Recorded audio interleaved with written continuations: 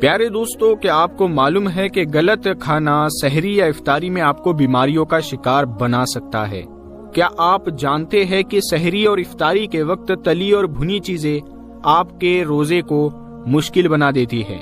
दोस्तों, शायद आपको ये पता होगा कि कुछ ऐसी चीजें हैं जो आप खाएंगे तो आपको पूरे रोजे में प्यास और थकान महसूस होती है, लेकिन आपको लगता है कि जो आप खा रहे हैं उससे आपको दिन भर प्यास नहीं लगेगी, लेकिन इसके उल्टा होता है कि आपको प्यास और बढ़ के लगती है। क्या आप जानते हैं कि कुछ लोग रमजान में सेहतमंद रहने के बजाय बीमार क्यों हो जाते हैं, और कैसे आप सहरी और इफ्तार में छोटी छोटी गलतियों से अपनी सेहत के साथ बहुत ज्यादा नुकसान कर रहे हैं? क्या रोजा रखते वक्त हम कुछ ऐसी चीजें खा रहे हैं जो हमें नुकसान दे रही है, लेकिन हम समझ नहीं पा रहे? तो आज की इस वीडियो में पूरी डिटेल के साथ हम बताएंगे। अगर आपको ये जानना है कि सहरी और इफ्तारी कैसी होनी चाहिए तो आप इस वीडियो को पूरा जरूर देखें। दोस्तों, रोजे अल्लाह की इबादत होने के साथ साथ सेहत के लिहाज से भी बहुत ज्यादा फायदेमंद होते हैं। आप सबको ये तो पता होगा कि रोजा रखने से जिस्म की सफाई होती है और बड़ी से बड़ी बीमारी भी ठीक हो जाती है, जैसे कि कब्ज, डायबिटीज यानी शुगर। और यही नहीं, रोजा वजन घटाने वालों के लिए भी बहुत फायदेमंद होता है। लेकिन ये सारे फायदे तभी मुमकिन हैं जब आप रमजान के महीने में अपने खाने पीने का अच्छी तरह से ध्यान रखेंगे। रोजा रखने का जिस्मानी फायदा हासिल करने के लिए आप सभी को ये मालूम होना बहुत जरूरी है कि रमजान के महीने में सहरी और इफ्तारी के वक्त में क्या खाए और क्या ना खाए। कई बार आपने देखा भी होगा कि कुछ लोगों की रमजान के महीने में अचानक तबीयत बिगड़ जाती है और वो बीमार हो जाते हैं। दरअसल उनके साथ रोजा रखने की वजह से ऐसा नहीं होता, बल्कि वो सहरी और इफ्तारी में अपने खाने पीने का ध्यान नहीं रखते। इस वजह से वो रमजान के महीने में बीमार हो जाते हैं।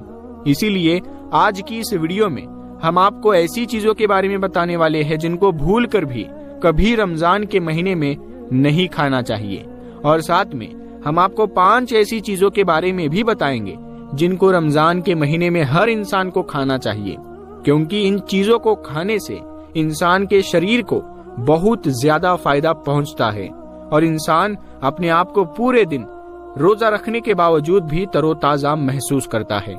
इसीलिए आज की ये वीडियो आप सभी के लिए बहुत ही ज्यादा खास है।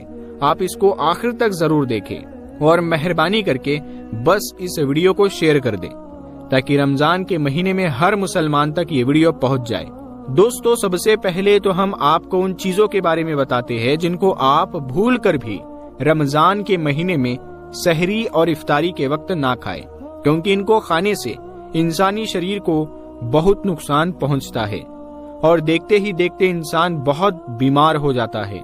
नंबर 1, तला और भुना ना खाए। दोस्तों, कुछ लोगों की ये शिकायतें रहती है कि रोजे की हालत में वो अपने आप को तरोताजा महसूस नहीं करते और दिन में उनको प्यास भी बहुत ज्यादा महसूस होती है। ऐसे लोगों को चाहिए कि वो सहरी के वक्त ज्यादा तला भुना और मसालेदार खाना बिल्कुल भी ना खाए, जैसे कि सहरी के वक्त में समोसे, पिज्जा या बर्गर वगैरह बिल्कुल भी ना खाए, और इसके साथ ही सहरी के वक्त में मीठा खाना भी ना खाए, क्योंकि तला हुआ और मीठा खाना खाने से इंसान को प्यास बहुत ज्यादा लगती है और फिर शरीर को बार बार पानी की जरूरत महसूस होती है।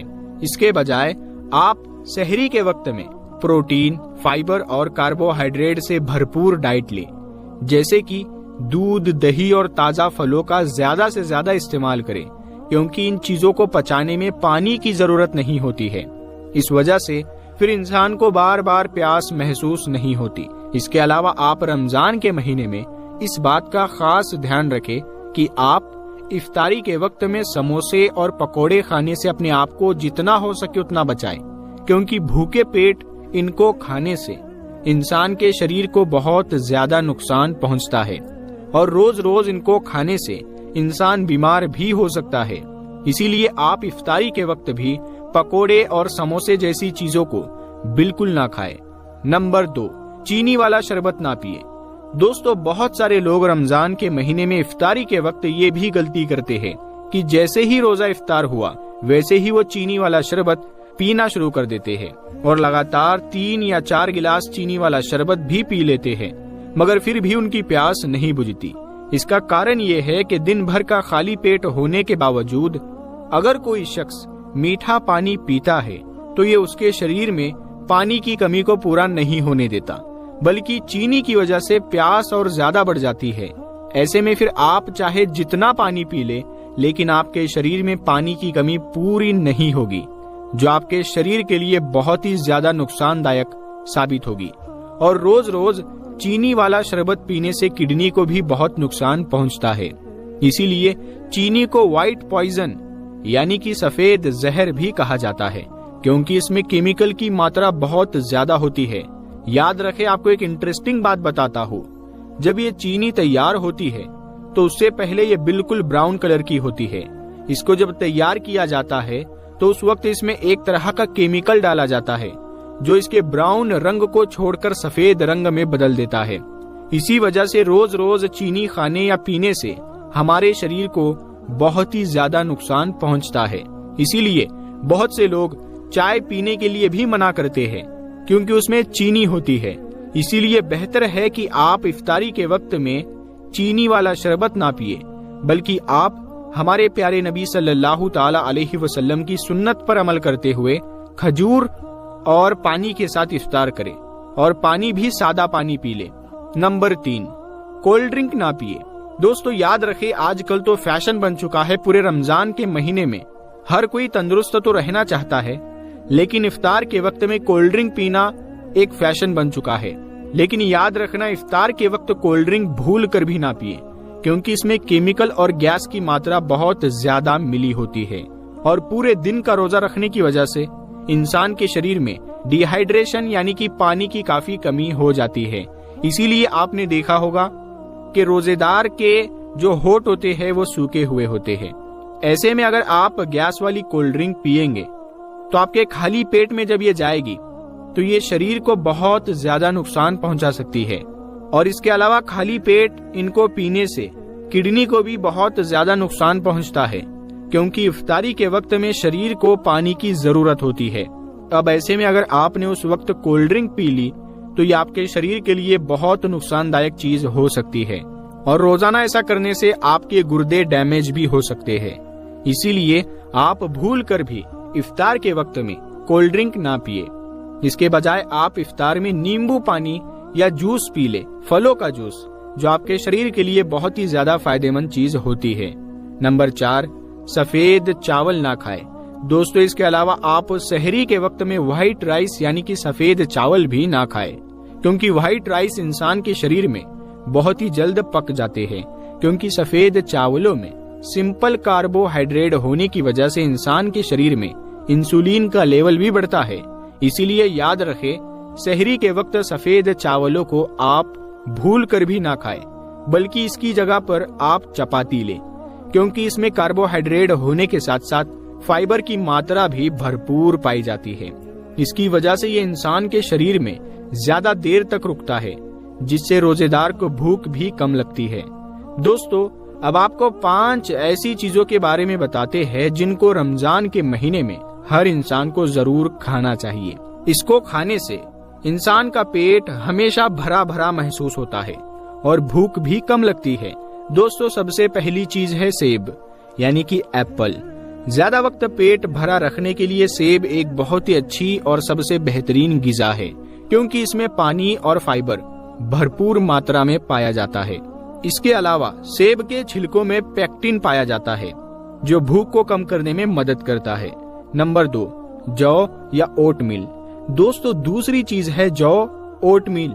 सहरी के वक्त में इसको भी खाने से पेट काफी वक्त तक भरा महसूस होता है, क्योंकि इसमें कार्बोहाइड्रेट भरपूर मात्रा में पाया जाता है, जिसको पचाने में बहुत ही ज्यादा वक्त लगता है। ये इंसानी शरीर में ऊर्जा के लेवल को बनाए रखता है। इसके अलावा जो ब्लड शुगर और इंसुलिन के लेवल को भी मेंटेन रखता है, जिससे शरीर में फैट भी जमा नहीं होता। नंबर 3, खट्टे फल। दोस्तों रमजान के महीने में खट्टे फल भी जरूर खाने चाहिए, जैसे कि संतरा, नींबू, अंगूर, अमरूद वगैरह। और इसके अलावा पपीता जैसे फलों में विटामिन और फाइबर भरपूर मात्रा में पाया जाता है, जो अमीनो अम्ल को उत्तेजित करके फैट को खत्म करने का काम करते हैं। इन फलों में पानी की मात्रा बहुत ज्यादा होती है, जिससे पेट भरा हुआ महसूस होता है। नंबर 4, हरी और पत्तेदार सब्जियां।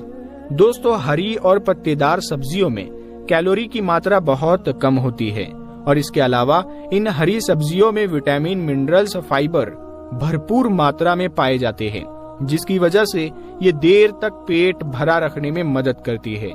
इसीलिए रमजान में हरी सब्जियों को भी ज्यादा से ज्यादा इस्तेमाल करना चाहिए। नंबर 5, दूध और दही। दोस्तों, लो फैट डेयरी प्रोडक्ट्स जैसे कि दही, छाछ, लस्सी, दूध, इनमें भी भरपूर मात्रा में कैल्शियम पाया जाता है, जो फैट सेल्स को ब्रेक करने में मदद करता है। इसीलिए रमजान के महीने में दूध और दही का भी ज्यादा से ज्यादा इस्तेमाल करना चाहिए। तो मेरे दोस्तों, यही कुछ चीजें जिनके बारे में आपको रमजान के महीने में ज्यादा से ज्यादा ध्यान रखना चाहिए, क्योंकि आपकी सेहत का ठीक होना बहुत जरूरी है। अगर सेहत आपकी ठीक होगी तो आप रोजे अच्छी तरह से रख पाएंगे बगैर बीमार पड़े। तो दोस्तों, हम उम्मीद करते हैं कि आपको ये वीडियो पसंद आई होगी और जो हमने जानकारी आपको दी है ये भी पसंद आई होगी। तो अगर आपको ये अच्छा लगा हो तो इस